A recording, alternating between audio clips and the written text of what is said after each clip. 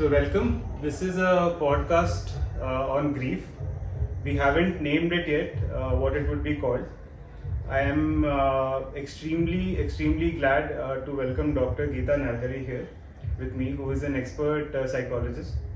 And the idea of the podcast, I'm still to find out what it would be, but it is to delve deep into what grief is, meet various people, how they have dealt with grief, and what have been their experiences. Initially, we would like to set the context for this podcast, and Dr. Geeta would be reappearing in the podcast as and when she finds time. So, the first question to you is, why is it important to talk about grief? What is it that we are trying to do here? See, as a psychologist, I find that people are very conscious to talk about their parts that are saddening or upsetting, because nobody wants to seem like they are weak and vulnerable. Because there are people out there who take advantage of weaker souls. So it's very natural for people to protect themselves. So from the caveman side, if you see, people have always been trying to put extra projections like wings or carry extra tools to look more stronger. Nobody wants to look like a weakling, neither from inside nor from the outside. So one wants to look like one is overbearing, one is all in control. So one wants to look like I have all the emotional tools to survive in this wild forest called world. Right. I think why I find it important to talk about grief as a layman is because I see people grieving in multiple ways, but I don't see them expressing their grief. Correct. I am a keen observer, I am a photographer as well, so I see it being replicated into multiple forms, physical, emotional, verbal, but I don't see people talking about grief as much, and I think that is why I found it very compelling to have this podcast. You have dealt with grief yourself in a very tough way, it was a big part of your life, and you've seen True. it way through younger in your age. Like I've seen it at my age, but you've been through it at a very early stage. Right. So that brings me to my next question. What is grief? How do you academically define grief? And then how you explain it to a layman? Okay.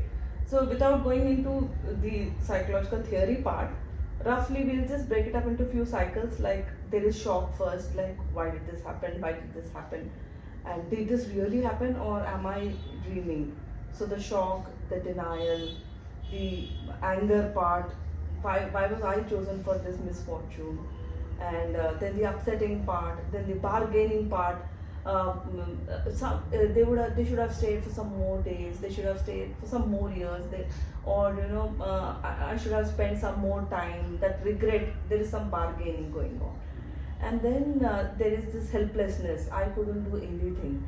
It's the stage where people experience anxiety or some panic attacks. There is helplessness, there is visions and visuals of the person. You feel like you're hearing them, you're seeing things of them, and you tear up at a very little thing. And finally, after going through all these stages, there is acceptance. Yes, that life must go on. They had certain dreams, and I must be the one to fulfill them. So from the shock to the acceptance stage, so people can move through them in a very fast way. Some people take years to move through from shock, denial, anger, to helplessness to acceptance. So the journey is from shock to acceptance. So some people have it shorter, some people take really long, and some people are stuck at some stage.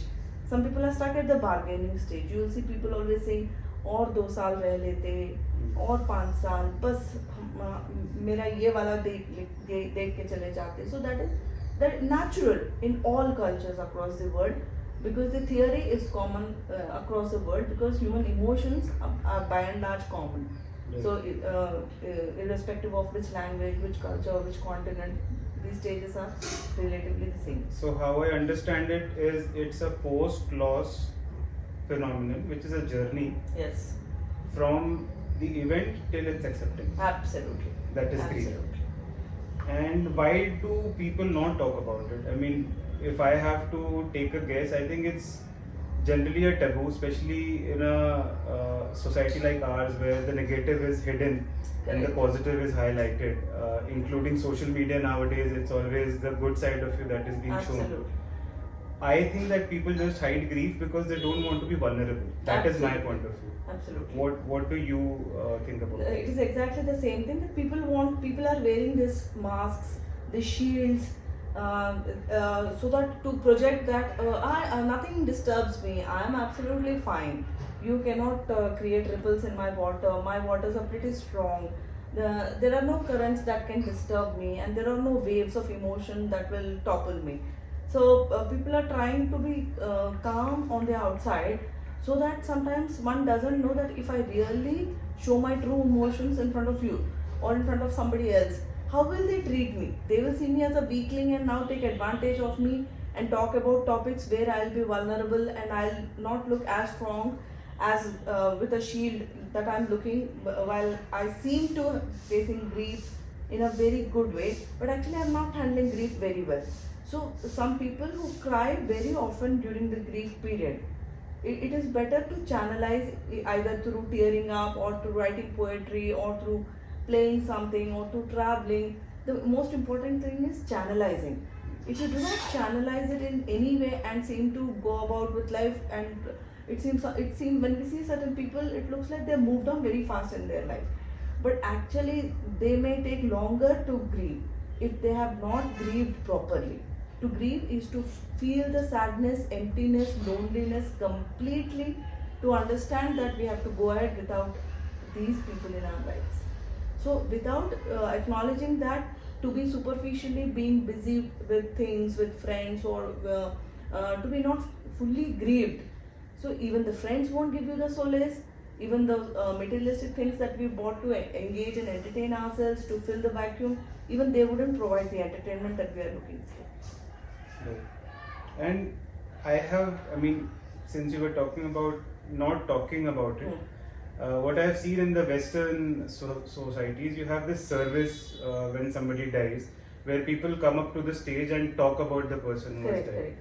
That itself initiates, at least verbally, talking about grief. Absolutely. In our context, and I'm not saying it's good or bad, but in India we have a lot of rituals that are done, and it's a very quiet thing that you go through. You go through ritual by ritual, Yes. but you don't talk formally about somebody dying, Correct. what they meant to you, what is the loss that you are looking at, what does it mean to other people. So I think that is one thing that maybe this is a way I'm trying to bridge that gap. Coming to the general format that we'll be following is that we'll have one person each fortnight possibly, and they would have had faced some sort of a grief.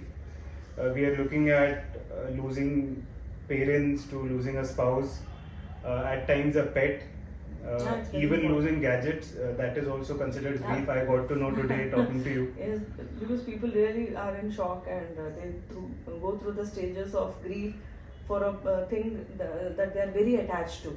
So people are very attached to their gadgets, their cars. So people grieve, and the cycles can be longer also, because one is not able to overcome them. Right. Why do people?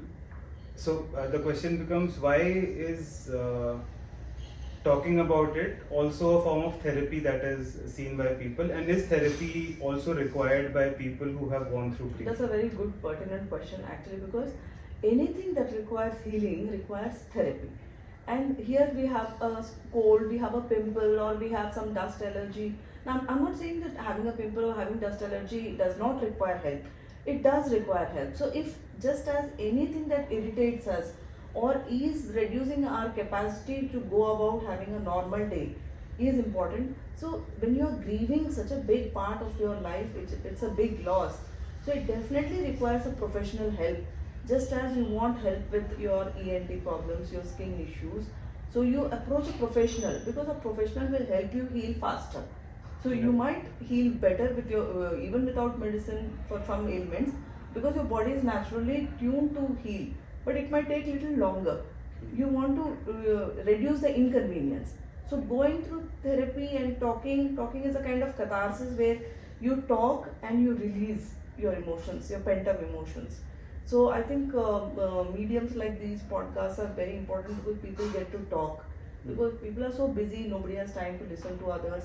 When they have some medium where they are being asked, especially about how they've grieved, it can provide that good necessary channel to let go. So it can take people closer to acceptance if they haven't ever talked about it. So talk therapy is very important. Talking itself is therapy. And very nicely you have brought me to my next point, that what is the outcome of this podcast. The outcome expected is to finally help each other reach that end point, that acceptance of grief. I can personally admit here very frankly that I have possibly not reached the acceptance stage yet, and I'll later talk about the grief I have faced in the coming episodes, so to say, of this podcast. But that is the outcome expected, to know each other's experiences and possibly take a leaf out of another's book and apply it to oneself and see if it works out to handle your grief. Finally, we are open to recommendations from people on how we should conduct the podcast, what other topics can be taken up in terms of grief, and yes, I think that is it for the introduction, and we should be on our way with the first episode very soon. Absolutely. Thank you.